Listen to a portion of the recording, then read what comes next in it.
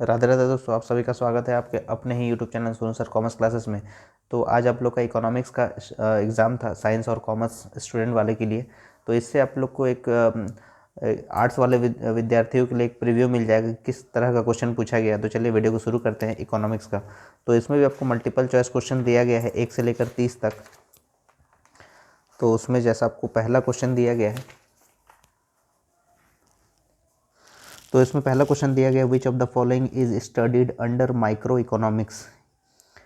यानी यहाँ पर आपको हिंदी अगर इसका पढ़े तो इसमें लिखा गया निम्नलिखित में से किसका अध्ययन व्यष्टि अर्थशास्त्र के अंतर्गत होता है। तो इसका सही उत्तर हो जाएगा कंज्यूमर इक्विलिब्रियम, यानी उपभोक्ता का संतुलन। तो इसका सही उत्तर हो जाएगा एक का डी हो जाएगा,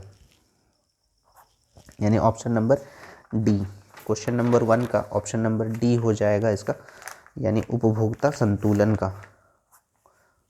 क्वेश्चन नंबर 2 में पूछा गया है the rate of change in total utility relative to the quantity of the commodity is called, यानी वस्तु की मात्रा के सापेक्ष कुल उपयोगिता में परिवर्तन की दर को क्या कहा जाता है। तो इसका सही उत्तर हो जाएगा सीमांत उपयोगिता, यानी marginal utility. Option number D हो जाएगा। ठीक है, क्वेश्चन नंबर 2 के बाद क्वेश्चन नंबर 3 देख लेते हैं। क्वेश्चन नंबर 3 में पूछा गया है कि which of the following statements related to indifference curve analysis are correct.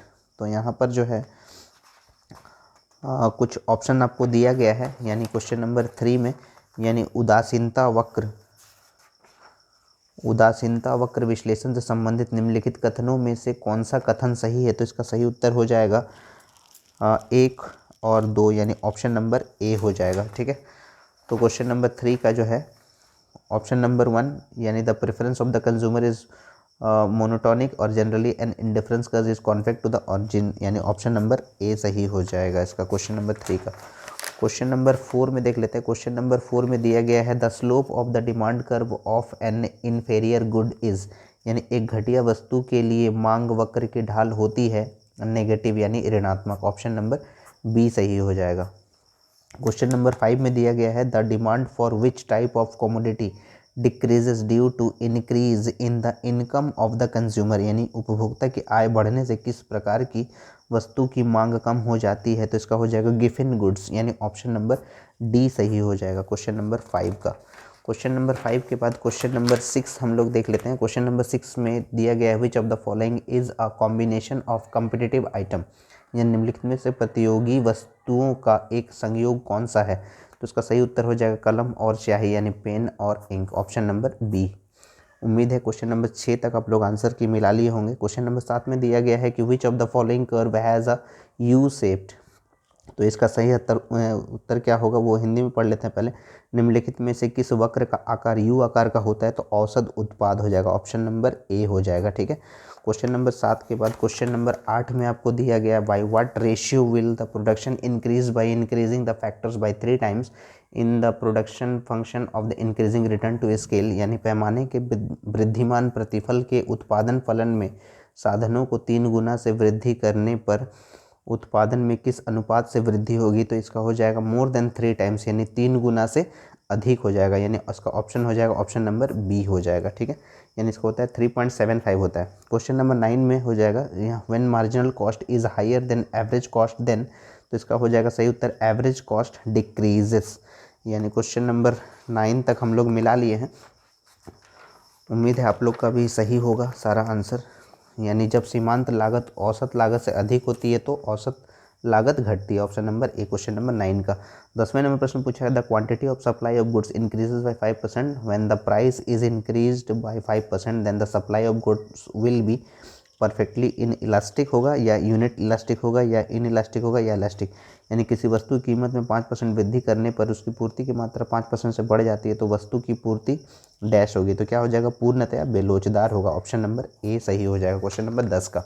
Question number 11 में पढ़ लेते हैं क्या लिखा हुआ है कि if the unit tax is levied by the government on the production of the commodity then the supply of goods, यदि सरकार के द्वारा वस्तु के उत्पादन पर इकाई कर लगाती है तो उस वस्तु की पूर्ति क्या हो जाएगा कम हो जाएगी, यानी option A will be reduced.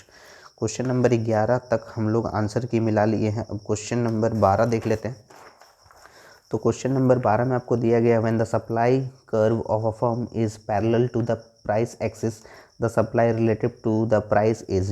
जब एक फर्म का पूर्ति वक्र कीमत अक्ष के समांतर होता है तो पूर्ति कीमत के सापेक्ष डैश होता है, तो उसका सही उत्तर हो जाएगा पूर्णतया लोचदार यानी परफेक्टली इलास्टिक, ऑप्शन नंबर सी हो जाएगा। 13 नंबर में पूछा गया under ceteris paribus condition what will be the effect of price hike of factor on the equilibrium price. तो यहाँ पर जो है 13 नंबर प्रश्न के हिंदी में अगर पढ़ ले, अन्य बातें समान रहने पर साधनों की कीमतों के बढ़ने से संतुलन कीमत पर क्या प्रभाव होगा, तो संतुलन कीमत घटेगी, यानी ऑप्शन नंबर बी सही हो जाएगा, यानी the equilibrium price will be decrease, option number b is the correct answer. Question number 14 यानी 14 नंबर में देख लेते हैं क्या लिखा हुआ है कि in the case of free entry and exit of firms in the market the market price is equal to क्या हो जाएगा मिनिमम एवरेज कॉस्ट, यानी ऑप्शन नंबर बी सही हो जाएगा, option b is the correct answer. Question number 14 में यानी बाजार में फर्मों के निर्बाध प्रवेश और बहिर्गमन की स्थिति में बाजार कीमत किसके बराबर होगी, तो यहाँ पर जो है आपका ऑप्शन नंबर बी यानी न्यूनतम औसत लागत, ऑप्शन नंबर बी हो जाएगा। 15 नंबर प्रश्न पूछा गया who among the following is a macro economic agent, तो इसका सही उत्तर हो जाएगा ऑप्शन नंबर डी, यानी निम्नलिखित में से कौन सा एक समष्टिगत आर्थिक एजेंट है, यानी बैंक, ऑप्शन नंबर डी हो जाएगा। 16वें नंबर प्रश्न पर आ जाएगा। 16 नंबर प्रश्न पूछा गया which of the following books is authorised by J.M. Keynes, तो इसका सही उत्तर हो जाएगा the general theory of employment interest and money, यानी ऑप्शन नंबर डी, ये सभी को पता है। 16 नंबर के बाद 17 नंबर में देख लेते हैं which of the following variables is related to the certain point of time, तो इसका सही उत्तर हो जाएगा स्टॉक। तो ये भी 17 नंबर तक हम लोग आंसर मिला लिए हैं, उम्मीद है आप लोग भी आंसर चेक कर लिए होंगे। यानी इसका हिंदी पढ़ लेते क्या लिखा, निम्नलिखित में से किस चर का संबंध समय के एक निश्चित बिंदु से होता है, तो ये स्टॉक हो जाएगा, ऑप्शन नंबर सी।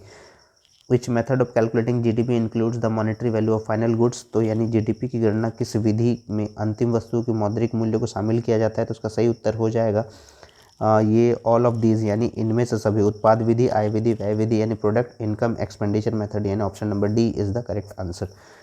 18 के बाद हम लोग 19 नंबर प्रश्न में देख लेते हैं which of the following is a defect of water system, which of the following is a defect, तो वस्तु विनिमय प्रणाली का यहाँ पर विच of the following is defect water system बोला है, ठीक है ना। तो यहाँ पर जो है यहाँ पर लैक ऑफ यानी मूल्य संचय का अभाव, आवश्यकता के दोहरे संचय का अभाव, मूल्य मापन के समय, इनमें से सभी, तो ये ऑल ऑफ दीज हो जाएगा, ठीक है, ऑप्शन नंबर डी हो जाएगा 19वें नंबर का। 20वें नंबर प्रश्न में पूछा गया which one of the following is not function of commercial bank, यानी व्यवसायी बैंक का एक कार्य निम्नलिखित में से कौन सा नहीं है, तो वो हो जाएगा कि सरकार का बैंक, तो ऑप्शन नंबर सी हो जाएगा, bank of government.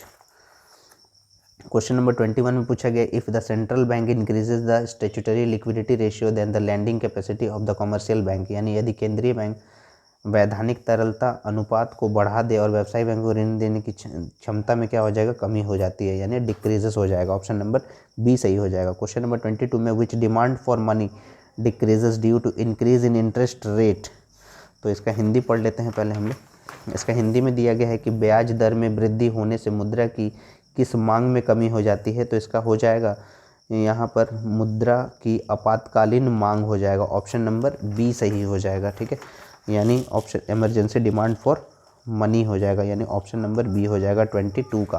Question number 23 में देख लेते हैं क्या दिया हुआ है, the marginal propensity to consume measure to the slope of which function, यानी उपभोग की सीमांत प्रवृत्ति किस फलन की ढाल को मापती है, तो इसका सही उत्तर हो जाएगा कंजम्पशन फंक्शन, यानी उपभोग फलन, option number D is the correct answer. 23 के बाद 24वें नंबर प्रश्न में पूछा गया कि if the value of the multiplier in an economy is 4 then what will be the value of marginal propensity to save, तो इसका सही आंसर हो जाएगा ऑप्शन नंबर बी 0.75, यानी यदि किसी अर्थव्यवस्था के गुणक का मान अगर 4 है तो बचत की सीमांत प्रवृत्ति का मान क्या हो जाएगा 0.75, option number b. How does an increase in the marginal propensity to consume affect aggregate demand, तो यहाँ पर जो है इसका हिंदी पढ़ लेते हैं पहले। उपभोग की सीमांत प्रवृत्ति में वृद्धि समग्र मांग को किस प्रकार प्रभावित करती है, तो समग्र मांग का वक्र दाहिने और विवर्तित होगी, यानी ऑप्शन नंबर सी इसका सही हो जाएगा। क्वेश्चन नंबर 25 का the aggregate demand curve will shift to the right, question number 25 का ऑप्शन नंबर सी सही हो जाएगा।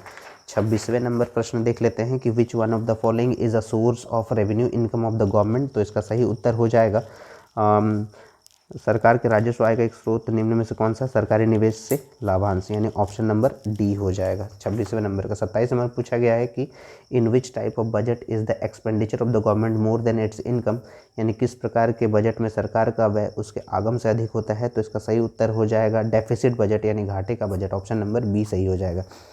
28वें नंबर प्रश्न पूछा गया which of the following products has been excluded from GST in India, तो इसका सही उत्तर हो जाएगा, यानी भारत में निम्नलिखित में से किस उत्पाद को जीएसटी से बाहर रखा गया? तो ये पेट्रोलियम प्रोडक्ट्स है, यानी ऑप्शन नंबर डी, यानी पेट्रोलियम उत्पाद, ऑप्शन नंबर डी। 28 नंबर तक आप लोग मिला लिए होंगे। 29वें नंबर प्रश्न देख लेते हैं कि what is the impact of a lump sum tax imposed bye the government one of the equilibrium income in the economy, यानी सरकार के द्वारा एकमुश्त कर लगाने से अर्थव्यवस्था में संतुलन आय पर क्या प्रभाव होता है?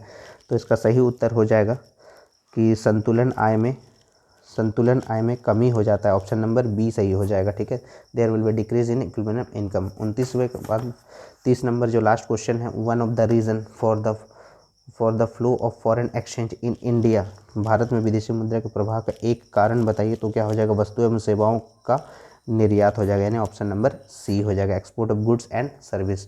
वन ऑफ द रीज़न पूछा है, ठीक है, एक रीज़न पूछा है, भारत में विदेशी मुद्रा का प्रवाह का एक कारण क्या है? ठीक है, वस्तुओं एवं सेवाओं का निर्यात। उम्मीद है 30 का 30 क्वेश्चन का आप लोग आंसर मिला लिए होंगे, और कमेंट करके ज़रूर बताइएगा कि आप लोग का कितना मार्क्स मिला है। इसी तरह जुड़े रहे सोनू सर कॉमर्स क्लासेस के साथ। अगर आपको वीडियो पसंद आया तो ज़्यादा से ज़्यादा शेयर करें अपने दोस्तों में और लाइक करें, और जुड़े रहिए इसी तरह से सोनू सर कॉमर्स क्लासेस के साथ, क्योंकि नए नए वीडियो आपके आने वाले हैं जो भी आंसर किया आपका होगा।